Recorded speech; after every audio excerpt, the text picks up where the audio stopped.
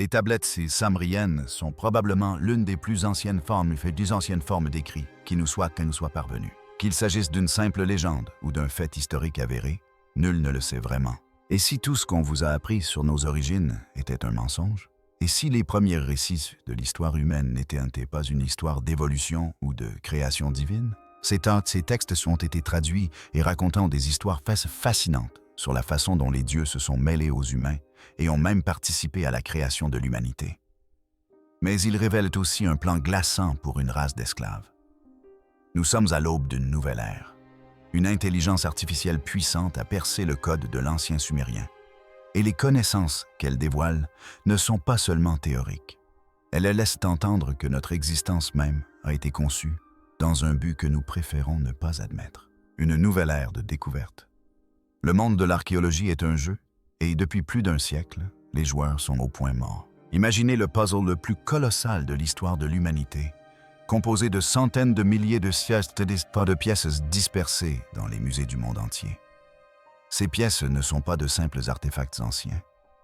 Ce sont de fragiles tablettes d'argile recouvertes d'une écriture ancienne oubliée.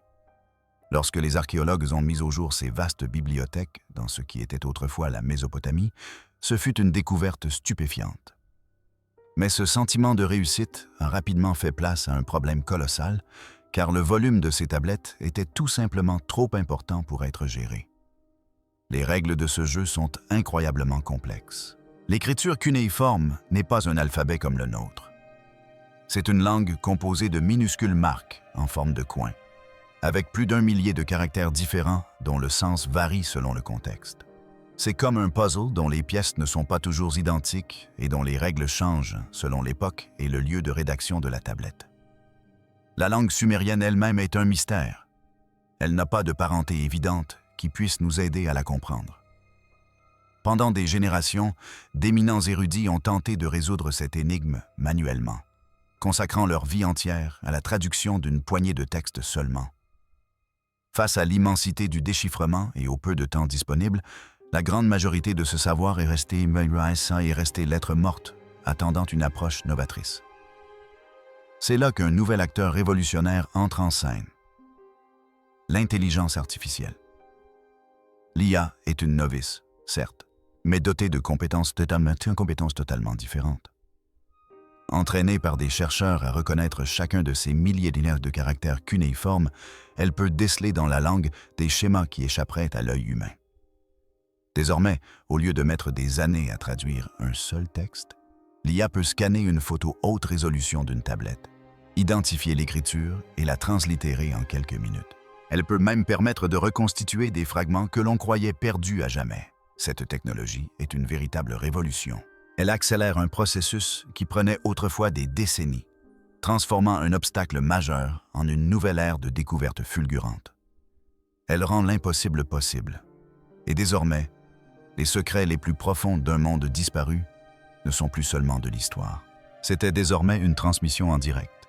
Une histoire racontée pour la première fois en 501.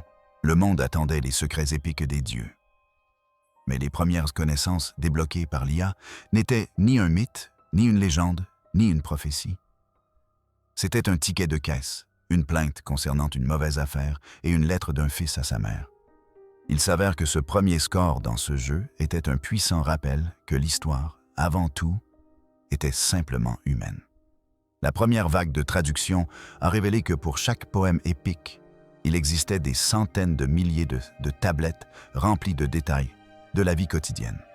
Soudain, nous avons une vision plus complète de ce qu'était réellement la vie. Il y a 501. L'IA découvre des contrats commerciaux détaillant la vente d'orge et de bétail. Nous découvrons des listes de salaires versés aux ouvriers, des inventaires de marchandises et même des devoirs d'élèves, apprenant l'écriture Quenya.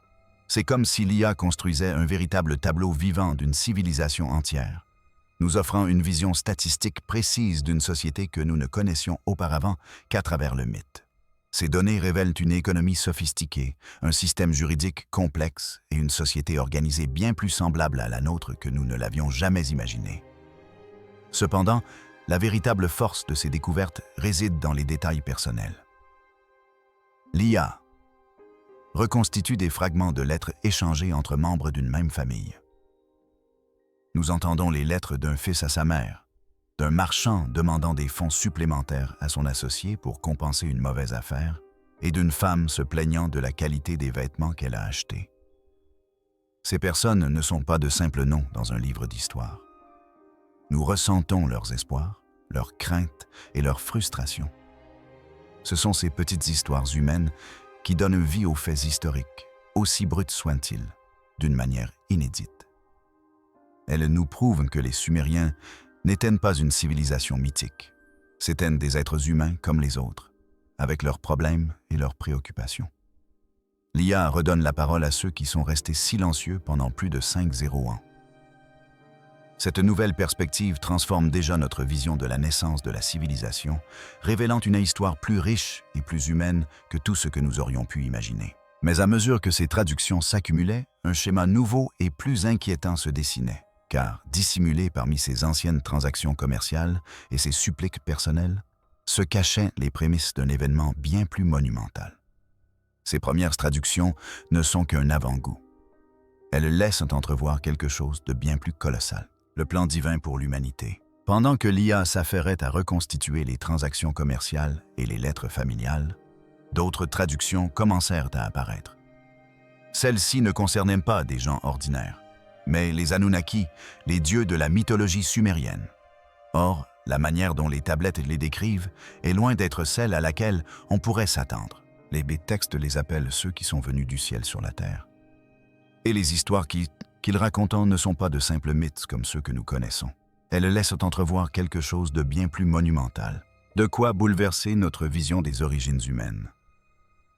Les tablettes racontent une histoire de la création qui ne débute ni par l'amour, ni par un grand dessein, mais par un conflit de travail. D'après ces textes, les dieux eux-mêmes étaient las du labeur physique épuisant nécessaire à la construction et à l'entretien du monde. Leur fardeau était si lourd qu'une classe inférieure de dieux, les Égis, se rebella contre ce labeur incessant. Une idée radicale changea le cours du monde. Un dieu nommé Enki suggéra la création d'un être différent, destiné aux travaux manuels. Mais le prix à payer pour cette idée, personne n'y était préparé. Les textes décrivent comment cela se produisit. Un dieu nommé Gestu fut choisi pour le sacrifice. Son sang, décrit comme riche d'une essence divine, fut mêlé à l'argile de la terre.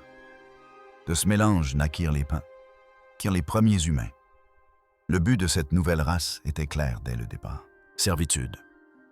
Selon cette interprétation, l'humanité n'est pas née de l'amour divin, mais a été délibérément façonnée pour devenir une race d'esclaves, un instrument au service d'une puissance supérieure, afin de soulager les dieux de leur fardeau incessant. Ce ne sont pas là les récits de la création auxquels nous sommes habitués. Mais les tablettes ne s'arrêtent pas là. Elles détaillent ensuite précisément ce qui est arrivé à cette nouvelle race d'êtres, et un récit poignant se dessine quant à leur destin ultime. Les découvertes suivantes de l'IA sont encore plus stupéfiantes. L'histoire.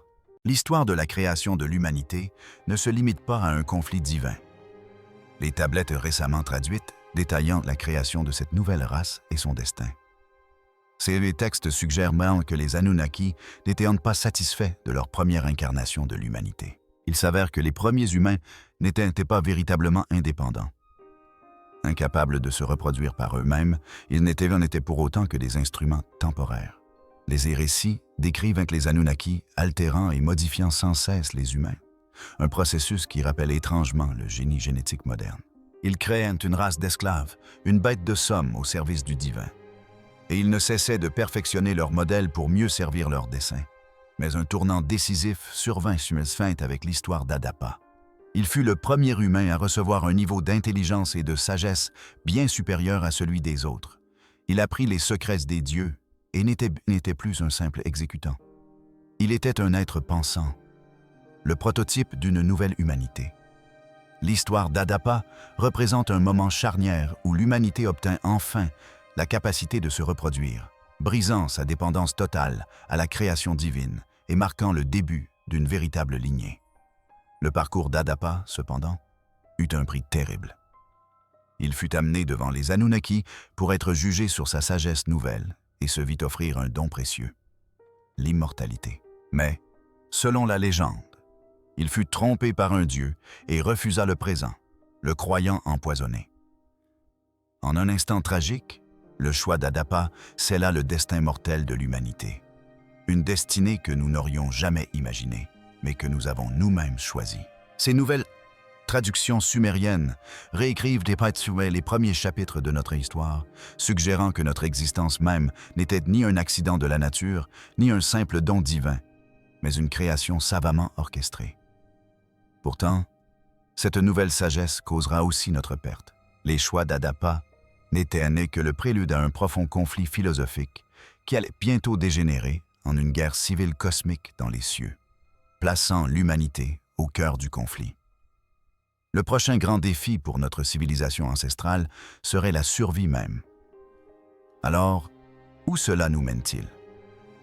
Force est de constater que l'IA est un outil inestimable. Un partenaire capable de percer les mystères de notre passé bien plus rapidement que nous ne l'aurions jamais imaginé. Elle nous aide à trier des montagnes d'informations, accomplissant une tâche trop colossale pour un seul individu. C'est une force de travail infatigable, conçue pour nous servir. Et c'est peut-être là l'écho le plus troublant de tous. Les tablettes sumériennes décrivent une race quasi divine qui créa une main-d'œuvre pour accomplir ses tâches. Aujourd'hui, des milliers d'années plus tard, nous avons fait de même. Il n'est pas qu'une simple traductrice de l'histoire. Elle est le prolongement vivant du récit qu'elle nous aide à écrire. Et si nous ne faisions que suivre un plan qui nous a été donné dès l'origine? Le cosmique et le controversé. L'histoire d'Adapa n'était que le prélude à un conflit bien plus vaste, une guerre civile cosmique qui allait sceller le destin de l'humanité. Les tablettes récemment traduites décrivent une rivalité féroce entre les deux dieux principaux, Enki et son frère aîné, Enlil. Il ne s'agissait pas d'une simple querelle fraternelle. C'était une lutte philosophique et de pouvoir profonde, visant à contrôler l'humanité entière. Enki, le créateur, percevait le potentiel des humains et souhaitait leur accorder davantage de sagesse et d'autonomie. Mais Enlil, le commandant, ne voyait en eux qu'une force de travail bruyante et indisciplinée qu'il fallait soumettre. La tension atteignit un point culminant épique. D'après les textes, Enlil et le Conseil des dieux, exaspérés par la croissance démographique et le vacarme incessant, optèrent pour une solution radicale, un déluge cataclysmique destiné à anéantir l'humanité tout entière. Ce n'était pas une catastrophe naturelle, mais un acte d'annihilation délibéré, un ultime coup de force pour faire table rase du passé et repartir à zéro. Le Haut Conseil des dieux a conclu un pacte pour garder le plan secret. Ils scellèrent leur plan par un serment. Mais Enki, créateur de l'humanité, se heurta à un adversaire de taille. Il ne comptait pas laisser sa création périr sous la fureur de son frère. Dans un acte de rébellion suprême, Enki contourna le serment qu'il avait prêté au Haut Conseil des dieux pour garder secret leur projet d'anéantir l'humanité par un grand déluge. Les tablettes racontant comment il se rendit auprès d'un homme nommé Zusudra, connu plus tard sous le nom de Noé, et lui parla à travers les roseaux de sa hutte. Enki ne rompit pas son vœu au dieu, mais il donna à Zusudra toutes les instructions nécessaires pour construire une arche et sauver sa famille et les animaux. Le grand déluge survint comme annoncé, un cataclysme d'une ampleur inimaginable. Mais grâce à l'acte de défi d'un dieu, l'humanité survécut.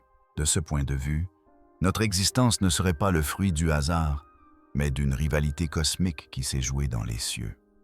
Ce récit vertigineux remet en question tout ce que nous pensions savoir. Mais la question essentielle demeure, quelle est la part de vérité dans tout cela? Les récits saisissants contenus dans les tablettes ont engendré une rivalité passionnée entre deux groupes de penseurs aux opinions très différentes.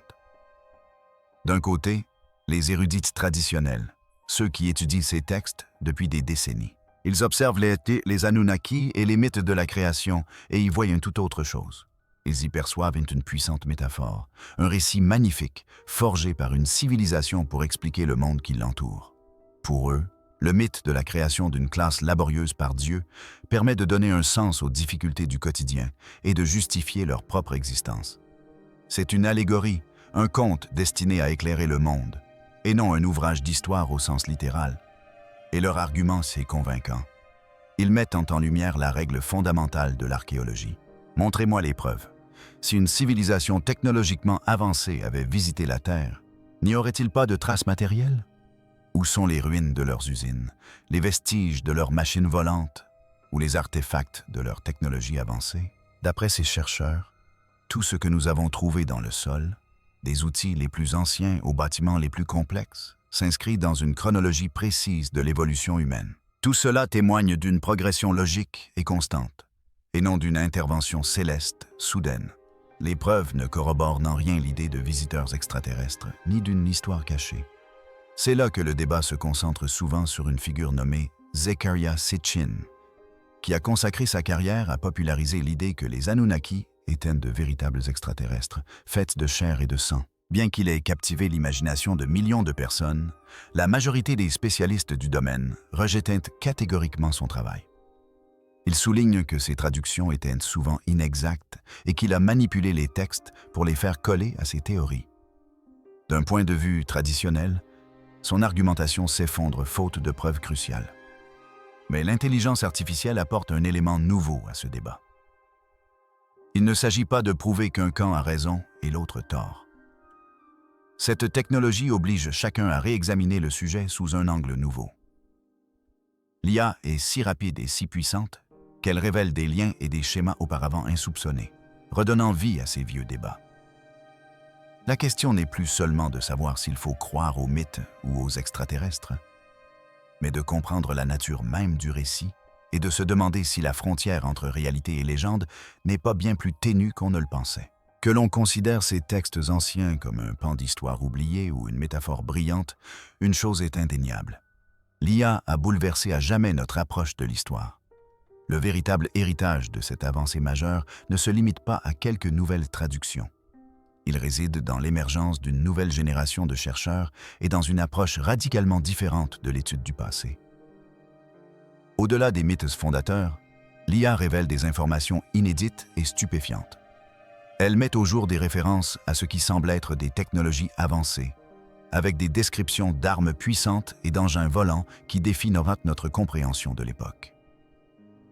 Ces mêmes deux textes contiennent des données astronomiques d'une précision surprenante, témoignant d'une approche rigoureuse et détaillée des corps célestes, et mentionnant notamment une planète nommée Nibiru et sa trajectoire dans notre système solaire.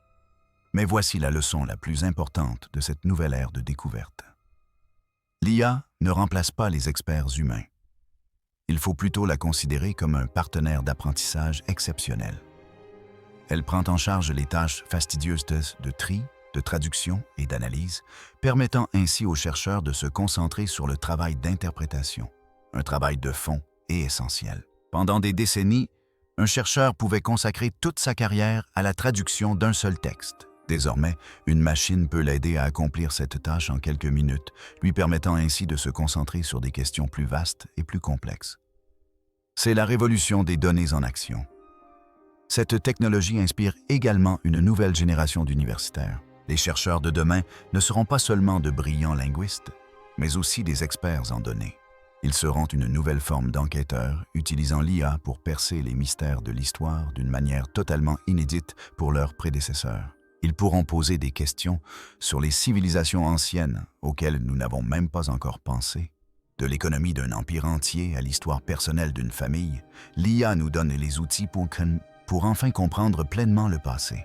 Au fond, ce débat dépasse largement le cadre de vieilles tablettes d'argile. Il touche au besoin humain fondamental de comprendre d'où nous venons et pourquoi nous sommes là. La quête de nos origines est une recherche intemporelle qui continuera d'évoluer au gré des outils que nous créons. Pendant 5-0 ans, cette histoire est restée enfouie sous terre.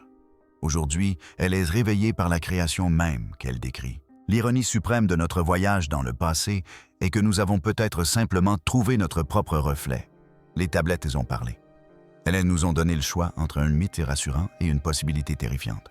Alors, que croyez-vous? Dites-nous dans les commentaires sur VNDMI si vous avez trouvé cette histoire aussi fascinante que nous. Cliquez sur la vidéo suivante. Et n'oubliez pas de liker et de vous abonner pour découvrir d'autres analyses approfondies des plus grands mystères de l'histoire.